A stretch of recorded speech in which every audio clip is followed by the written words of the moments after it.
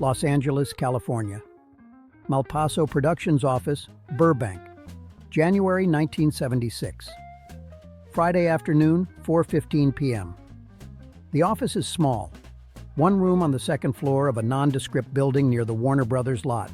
A desk, 2 chairs, filing cabinets, a window overlooking a parking lot. Nothing glamorous. Nothing that suggests this is the headquarters of one of the biggest stars in Hollywood. But this is Clint Eastwood's production company, Malpaso, named after a creek near Carmel where he likes to ride horses. He founded it in 1967 to maintain control over his films, to choose his own projects, to work without studio interference. The office reflects his personality, minimal, functional, no awards on display, no photos with famous people, just workspace. Clint sits at the desk, 45 years old, reading a script. He's been reading scripts all week. Studios send them constantly. Everyone wants Clint Eastwood in their film. He's bankable, reliable. His name on a poster guarantees profit. But most of the scripts are garbage. Cop films trying to recreate Dirty Harry. Action films with no character.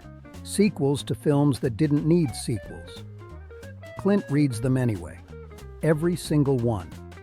Because occasionally, buried in the pile, there's something good. Something worth making. His producing partner, Robert Daly, sits in the other chair. 50 years old. Former production manager at Warner Brothers. He handles the business side, while Clint handles the creative side. They've worked together for 6 years, trust each other completely.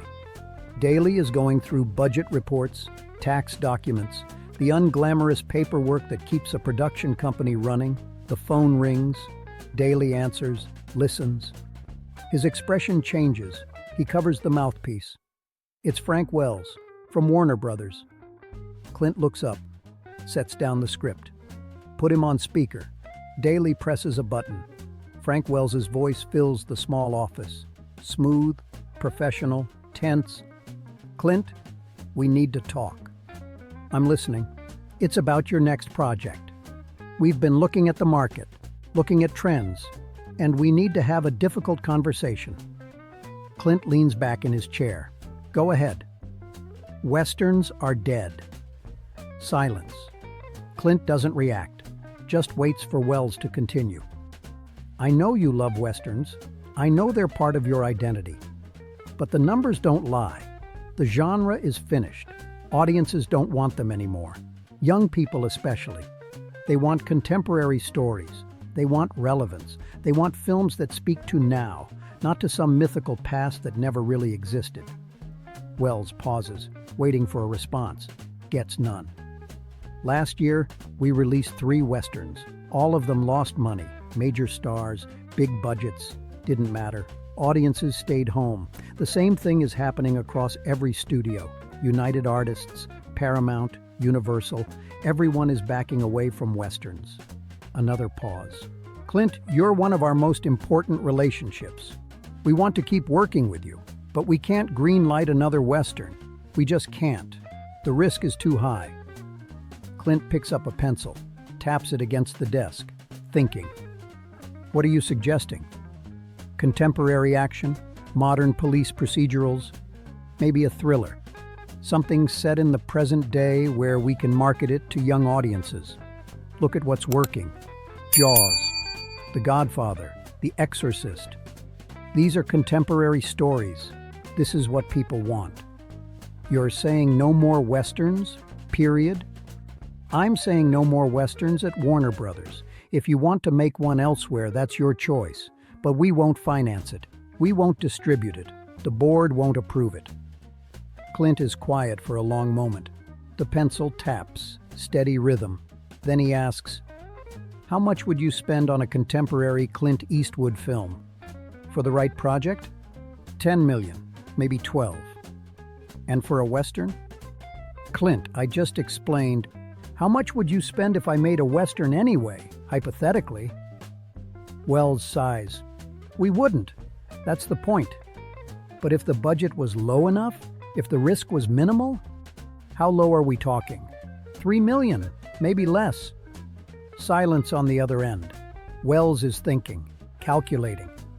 3 million is different. That's not a studio tentpole. That's an independent film with studio distribution. At that number, even if it fails, we don't lose much. So if I brought you a Western that I could make for under 3 million, you'd distribute it? Clint, why would you want to? You can make 10 million on a contemporary film. Why handicap yourself with a dead genre and a tiny budget? That's not what I asked. If I make it for under 3 million, will you distribute it? Another pause. Wells is trapped. He knows it. Clint knows it. If you can make a Western for under 3 million, and if it meets our quality standards, then yes, we'll distribute it. But Clint, you're wasting your time. The genre is dead. The audience is gone. You'll make a film no one watches. Maybe, but that's my problem, not yours. Your problem becomes our problem if it damages your brand. If Clint Eastwood is associated with a flop, it hurts your next film. It hurts our relationship. Let me worry about my brand.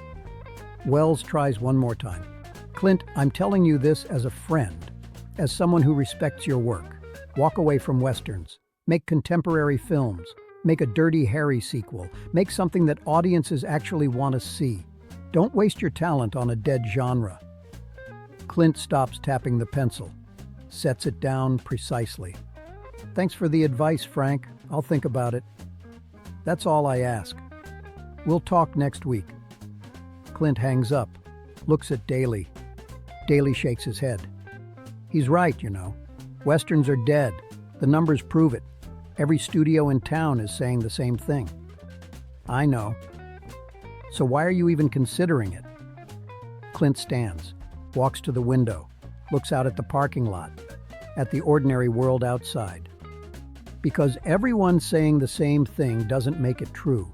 It just means everyone is thinking the same way. But the audience hasn't seen a good Western in 5 years. They've seen bad Westerns, lazy Westerns, Westerns that don't respect the genre or the audience. But a good Western, a real Western, they haven't seen that. Daly leans forward. You have something in mind. Clint turns from the window. There's a script. Been sitting on my desk for 3 months. I keep coming back to it. Which one? The Outlaw Josie Wales. Forrest Carter sent it. Novel adaptation, Daly thinks. The one about the Confederate soldier who doesn't surrender after the Civil War, who goes on the run? That's the one. Clint, that's exactly the kind of Western Wells is talking about. It's period. It's violent. It's not contemporary. It's everything they don't want. I know. Then why? Clint picks up the script from his desk, holds it, feels the weight of it. Because it's good. Because it's about something. It's not just cowboys and shootouts. It's about a man who loses everything and has to decide whether to keep fighting or become something else. It's about loyalty, about family, about what you do when the world you knew is gone. He looks at Daly. That's not a dead genre. That's a human story. And human stories don't die. They just wait for someone to tell them right. Daly is quiet. Then, can you make it for under 3 million? I can make it for 2 if I have to. How? Clint sits down, opens a notebook, starts writing. We shoot in order. 1 location, Northern California or Arizona. I direct and star, so no separate director fee. Small crew, unknown actors for most roles. Chief Dan George for the old Cherokee. He's the only name besides me. We shoot fast, 30 days max. No studio interference because they won't put up the money. Just us making the film we want to make. Daly watches him work. Watches the plan come together in real time. You've been thinking about this for 3 months. Why didn't you say anything? Because I wanted to see if anyone would tell me I was wrong. If anyone would tell me Westerns still mattered. Clint looks up. Today, Wells confirmed what I already knew. The studios are afraid. They're following trends instead of making them. And when everyone is afraid of the same thing, That's when opportunity exists. He closes the notebook. We have 72 hours. Monday morning, I'm calling Wells back and telling him we're making The Outlaw Josie Wales for $2.8 million, and Warner Brothers is going to distribute it. Daly nods slowly. You're betting your career on this. I'm betting on a good story. The career will follow. That night, Clint doesn't sleep much. He reads the script again, makes notes, thinks about casting, about locations, about how to tell this story with no money and no time and no support from the studio. By Saturday morning, he has a plan. He calls his cinematographer, asks if he can shoot a Western in 30 days with natural light and minimal crew. The answer is yes. He calls Chief Dan George's agent, offers the role. Chief Dan says yes before hearing the salary. He just wants to work with Clint. He calls location scouts in Arizona, finds a town that can double for Missouri in 1865. The owner will let them film for almost nothing if they mention the town in the credits. By Sunday night, the budget is locked. $2.8 million, 32 shooting days, cast of mostly unknowns, crew of 40 instead of the usual 100. It's bare bones, it's risky, it's everything a major studio film isn't supposed to be, but it's possible. Monday morning, 9 a.m., Clint calls Frank Wells. Frank, I'm making The Outlaw Josie Wales. Budget is $2.8 million. We start shooting in 6 weeks. I need Warner Brothers to distribute. Wells is silent for a moment. Then, you're serious. Completely. Clint, I told you. You told me Westerns are dead. I heard you. I'm making one anyway. And you're going to distribute it because the risk is minimal and the upside is significant. There is no upside. The genre is dead. Then you lose $2.8 million. You spend more than that on marketing campaigns that don't work. But if I'm right, if this connects with audiences, Warner Brothers gets credit for supporting the film everyone else was afraid to make. Wells is thinking. Clint can hear it in the silence. What's your schedule? Shoot in March, post-production in April and May, ready for release in June. June is a terrible month for Westerns. June is a terrible month for bad films. Good films work any month. Another silence. Then Wells says something Clint doesn't expect. You really believe in this? I do. Why? Help me understand. Why risk everything on a genre everyone says is finished? Clint looks out the window again, at the parking lot, at the ordinary world. Because everyone is wrong sometimes. And when everyone believes the same wrong thing, that's when you can do something no one else will. That's when you can make something that matters. He pauses. Westerns aren't dead, Frank. Bad Westerns are dead. There's a difference, and I'm going to prove it. Wells sighs, long, tired. Okay. Okay, what? Okay, make your Western, $2.8 million. Warner Brothers will distribute, but Clint, if this fails, if this loses money, it's on you. The board will remember. The industry will remember. You'll be the guy who couldn't let go of a dead genre. I know. And you're still doing it. I am. Wells laughs. No humor in it. Just disbelief. You're either the bravest filmmaker in Hollywood or the most stubborn. I'm not sure which. Maybe both. They finalize the deal. Contracts are drawn up. Money is allocated. The film is officially greenlit, with zero enthusiasm from the studio, zero marketing support, zero belief that it will succeed. Just Clint, his small crew, and a story he believes in. Shooting begins in March 1976. Arizona desert, small-town locations, 32 days of brutal sun and long hours. Clint directs and stars, works 18-hour days, sleeps 4 hours a night. The crew is small but committed. Everyone believes in the project. Everyone works for less money than usual because they want to be part of something real. Chief Dan George steals every scene he's in. The unknown actors bring authenticity the big names couldn't. The cinematography is beautiful because they use natural light and real locations instead of studio sets. By mid-April, they wrap. Under budget, under schedule. The film exists. Now comes the hard part. Editing, sound, music, finishing it. Clint works with the editor every day, cutting scenes, finding the rhythm. The film is slow by Hollywood standards, quiet, long stretches with no dialogue, just Clint riding through landscapes, just character moments. The studio executives see a rough cut in May. Their reaction is exactly what Clint expected. It's too slow. There's not enough action. The audience will be bored. Can you cut 20 minutes? Clint refuses. The film is what it is. Either release it or don't. They release it. June 1976. Limited release. A few theaters. No major marketing campaign. No belief it will work. The first weekend, it makes $1.2 million, not huge, but respectable for a limited release. Word of mouth starts. People who see it tell their friends. Critics who expected to hate it write positive reviews. A return to classic Western storytelling. Eastwood's best work as a director. Proof the genre isn't dead, just dormant. The film expands.